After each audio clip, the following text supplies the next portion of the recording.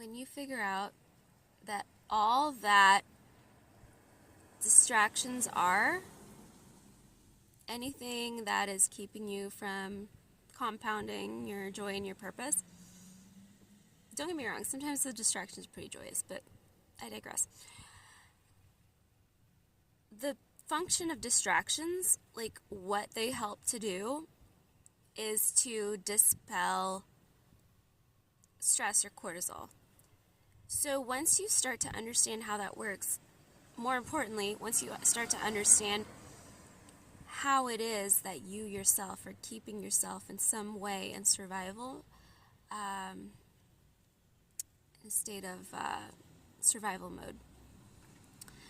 Once you figure out what kind of expectations of yourself and languaging are you having, you're having on a day-to-day basis, what kind of potentially standards you're holding yourself to, stories, self-blame, whatever, pressure, XYZ, what is happening, what kind of conditioning, even outer conditioning, is affecting you on a day-to-day basis that is keeping you in a state of, like, making you a cortisol factory, basically.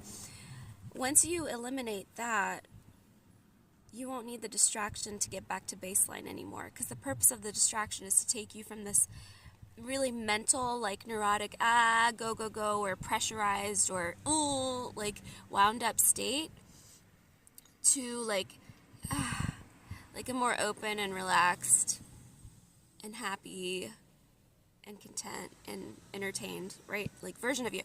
So it's to reset you, essentially. But guess what? Like, if you never stress yourself out, you don't have to reset as frequently or for as long. Recovery is shorter because the impact is not as intense of the stress. And then you won't have to, be gone for many more hours than you wanted to be, because you're just recovering from the stress that you essentially put yourself through. It's never that you weren't productive. It's not that you're not capable. It's not that you're not a winner. It's not that things aren't working out for you.